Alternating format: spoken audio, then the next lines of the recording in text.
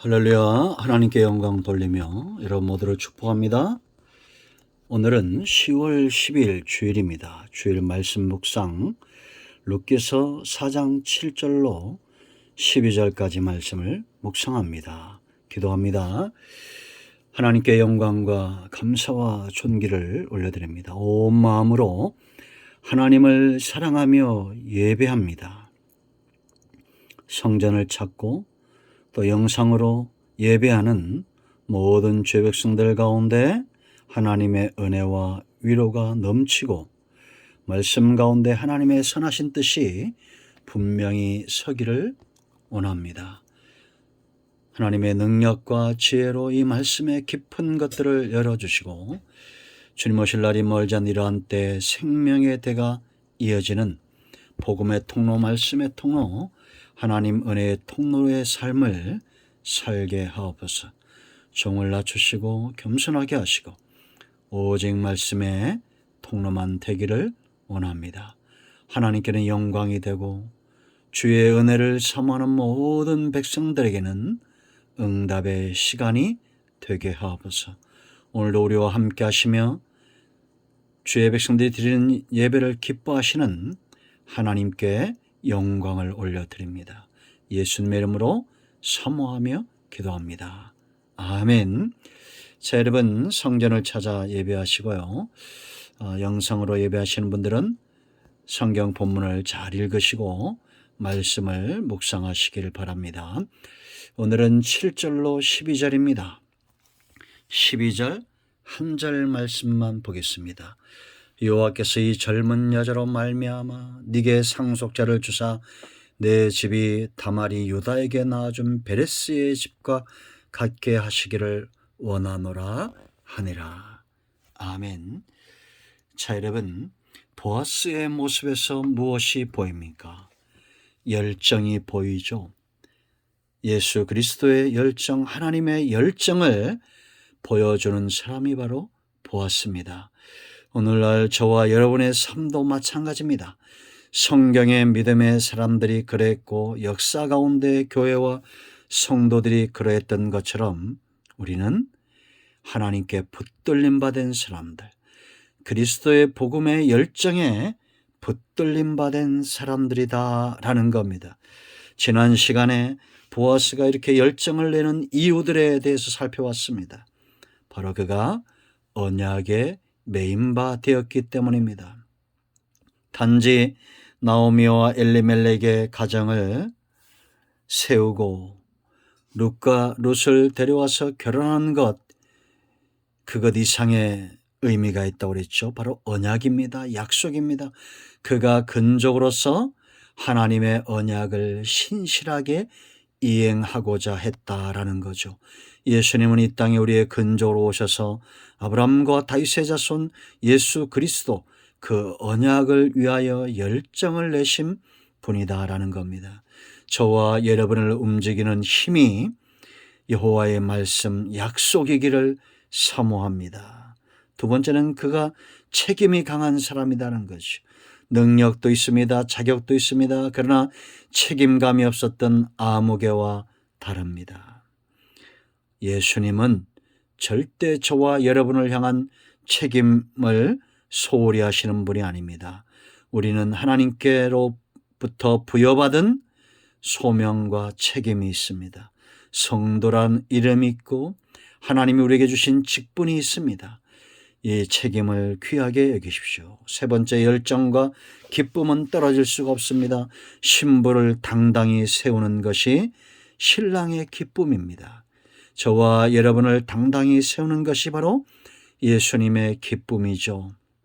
우리 모두가 누군가를 세우고 그리스도의 신부로 세우고 교회 일꾼으로 세우는 일에 기쁨이 있기를 원합니다. 자, 이제 여러분 보아스가 1절로 12절까지의 내용은 먼저 된 근족이 아무개를 찾아서 그의 권리를 말하고 그가 근족으로서 권리를 포기하자 이제는 그가 이 권리를 대신하겠다라고 말합니다.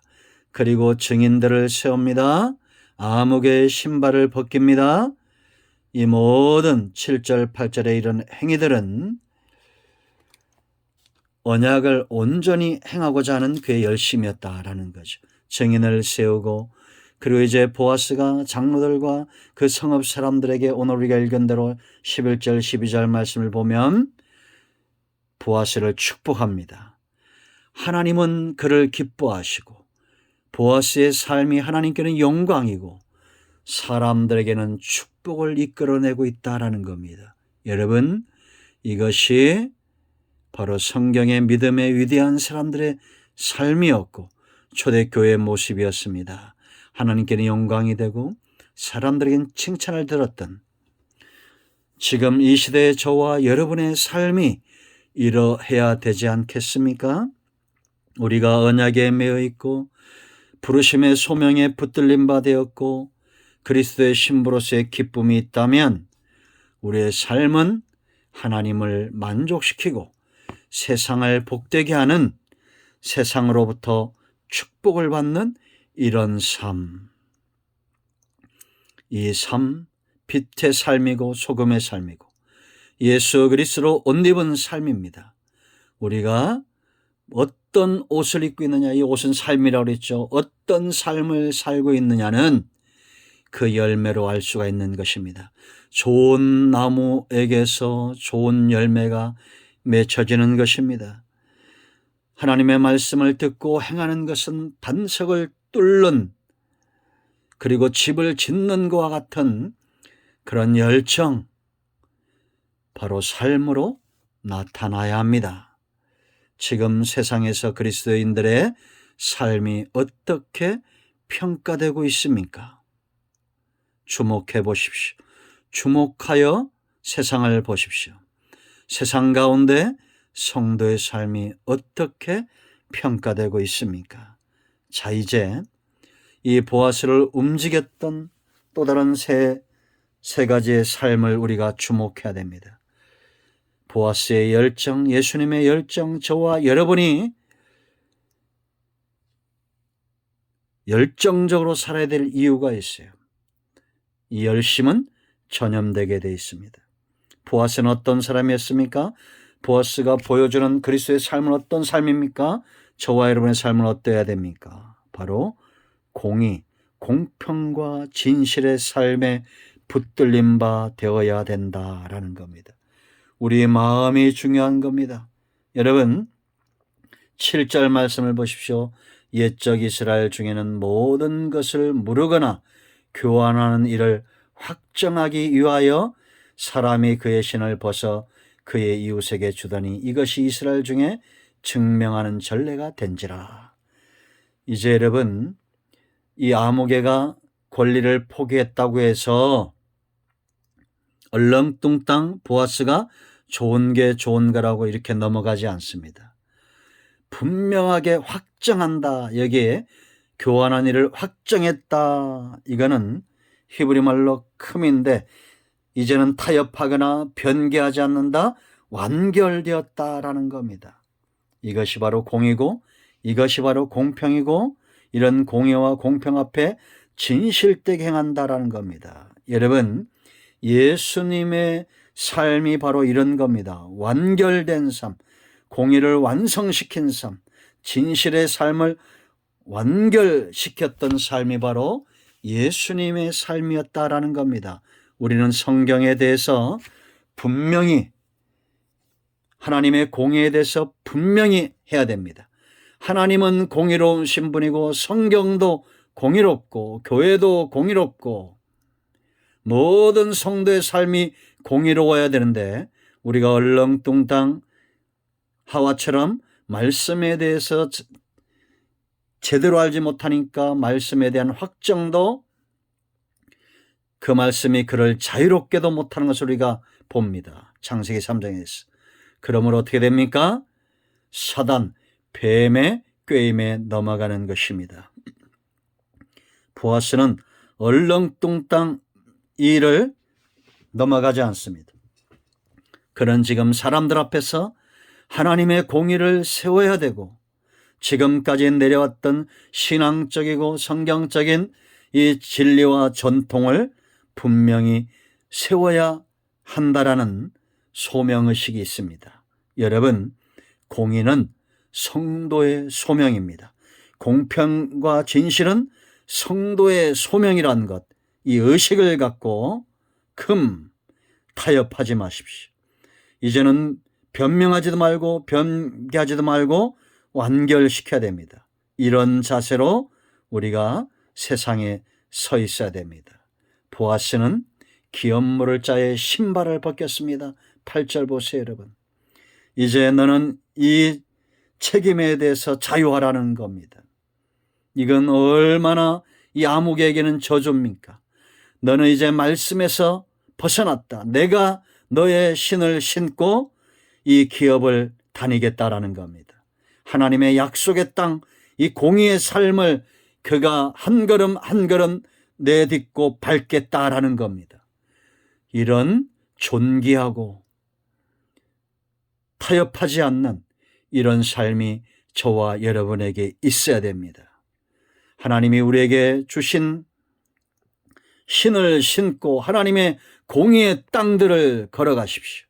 우리가 가지 말아야 될 곳에 가지 않고 서지 말아야 될 곳에 서지 않고 오직 하나님의 공의와 진실 앞에 당당히 서 있어야 됩니다. 거짓말하는 자, 책임을 회피하는 자, 언약에서 멀어진 자들과 한 상에 앉지 마십시오.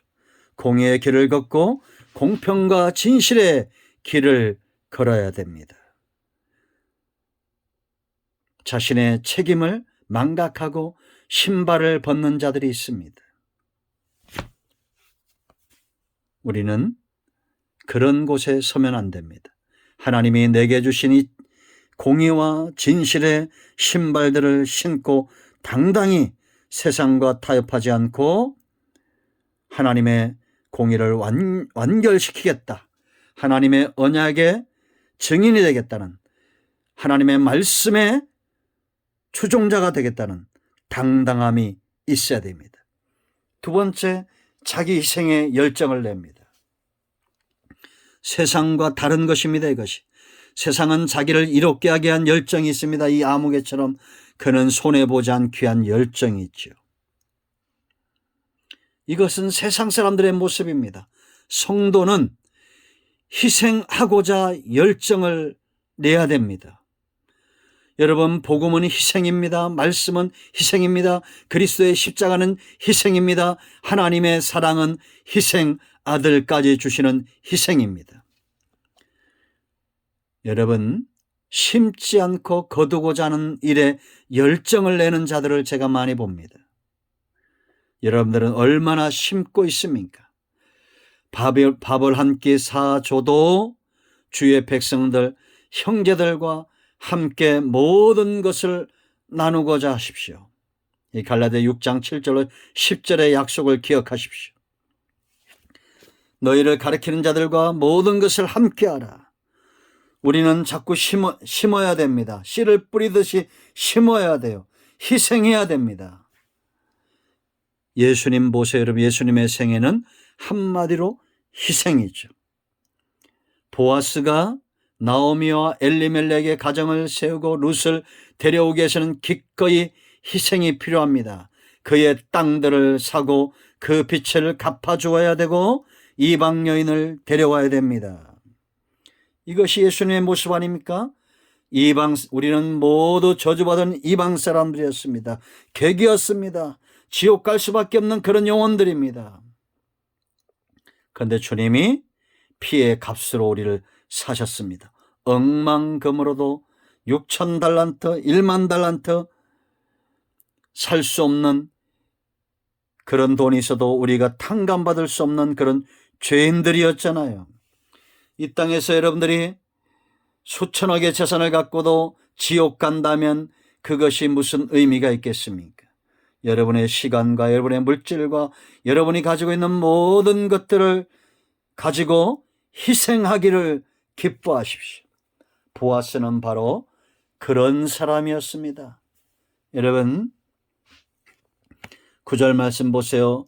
보아스가 장로들과 모든 백성에게 이르되 내가 내가 그럽니다. 엘리멜렉과 기련과 말론에게 있던 모든 것을 나오미의 손에서 산 일에 너희가 오늘 증인이 되었고, 이건 보아스가 단지 이것뿐만 아니라 그의 삶이 그러했다는 겁니다. 10절 이하 11절 12절 보면 성문 모든 사람들이 그를 유명한 자로 유력한 자로 인정하고 있어요. 이제 앞으로 저와 여러분의 삶이 희생을 위한 열정이 있기를 바랍니다. 십자가를 지기 위한 열정이 있기를 바랍니다. 우리가 여러분 직장 생활도 희생하기 위해서 하고 사업도 희생을 하기 위해서 하는 그런 삶이 얼마나 귀합니까? 제가 아는 분들의 이런 분들이 꽤 있습니다. 여러분, 제가 이번 주간은 참 감사하는 마음이 있었어요. 제가 두 간증을 들었습니다. 하나는 임마누엘 교회에서 파송한 선교사님이 아프리카에서 있었던 일들입니다. 그가 그곳에서 많은 사람들에게 복음을 전하면서 이제 그 사이가 가까워진 겁니다. 그런데 이 아프리카 부족들에게는 법이 하나 있었는데 그것은 뭐냐? 낮에 집에 가가호 방문을 하면 그 사람을 죽여도 된다는 거였습니다. 근데 이 선교사님이 복음을 전해야 되니까 집집마다 돌아다니기 시작했어요. 그러니까 그 부족의 9명의 장로들이 모여서 저 선교사를 죽이자고 논의를 한 겁니다. 그리고 어느 장소로 어느 날 몇 시에 나오게끔 그렇게 소환을 한 겁니다. 근데 이 선교사님이 갔더니 아무도 안 나온 겁니다. 9명의 장로들이. 나중에 알고 보니까 나는 저 선교사님과 친분이 있으므로 내가 죽이지 않아도 다른 사람이 죽이겠지. 9명이 전부 그런 마음을 갖고 나가지 않았다는 겁니다. 여러분, 그 뒤로 그 선교사님이 낮에 가가오 방문했을까요? 어쩌냐고 물었더니 당연히 했다고 말했답니다. 목숨을 걸고 기꺼이 복음을 위하여 희생의 통로가 된 겁니다. 또 한 권사님이 지난 주일날 돌아가셨어요.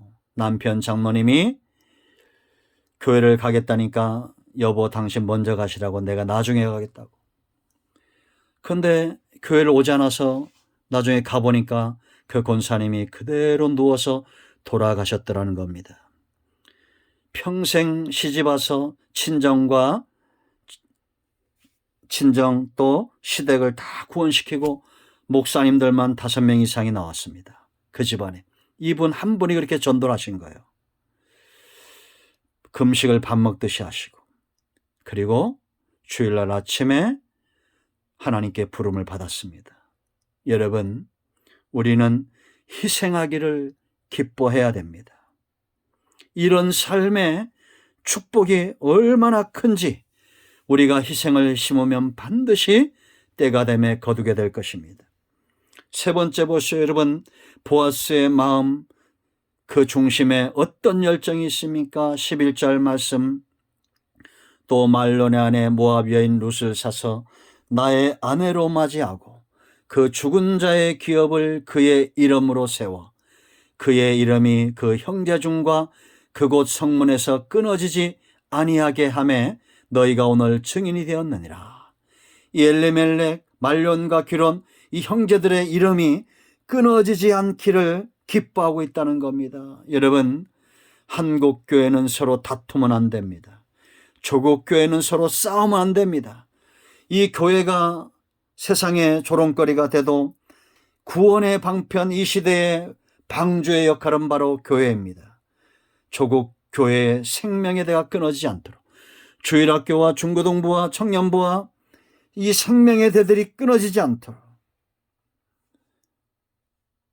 외정시대 6.25를 지나오면서 교회가 연합하고 때로 교회가 다툴 때 어떤 일들이 일어나는가 우리가 잘 보아왔습니다. 지금 한국교회는 주의 종들은 다투면 안 됩니다. 목사님들과 성도들이 다투면 안 되고 목사님들과 목사님들이 다투면 안 됩니다. 교회와 교회가 서로 분쟁이 일어나면 안 됩니다. 우리 모두는 형제고 이 형제의 대가 끊어지지 않도록 서로 우리가 기도해야 됩니다. 지금 여러분 상처받은 영혼들이 너무 많고 이제는 교회를 등지고 사는 분들도 너무 많습니다. 참 마음이 아픕니다. 우리 모두에게 이런 마음들이 있어야 됩니다. 형제가 끊어지지 않도록. 이것이 바로 예수님의 마음이란 확신이 있습니다. 이제 우리가 룻기서를 공부하면서 우리 모든 형제들이 그 생명의 대가, 이 가정의 복음의 대가, 믿음의 대가 끊어지지 않기를 사모하는 마음이 있기를 원합니다. 그 다시 한번 주일학교의 부흥이, 다시 한번 중고등부와 청년부와 교회의 부흥이 일어날 수 있도록 우리가 깨어 근신하고 기도해야 되겠습니다. 예수님이 열정이 있고 오늘날 교회와 저와 여러분이 이 열정을 회복하기를 간절히 사모합니다. 기도합니다. 하나님, 이 말씀대로 되기를 원합니다. 우리 안에 공의와 공평과 진실의 신을 신고 달리게 하시고 희생을 위하여 열정을 내게 하시고 우리 형제들이 믿음의 이 대해서 끊어지지 않도록, 생명에 대해서 끊어지지 않도록 우리가 열정을 내기를 원합니다. 조국 교회를, 이 민족 성읍을 하나님 긍휼히 여겨주시고 다시 한번 부흥의 역사가 일어나게 하시옵소서. 예수님의 이름으로 사모하며 축복하며 취하며 기도합니다. 아멘. 이제는 우리 주 예수 그리스도의 크신 은혜와 하나님 아버지 큰 사랑과 성령의 동충만 치유 회복하심의 역사가 성전을 찾고 또 영성으로 예배하는 모든 주의 백성들 위에 이제로부터 영원토록 함께 있을지어다. 아멘. 여러분 모두를 축복합니다. 응답되었습니다. 할렐루야. 아멘.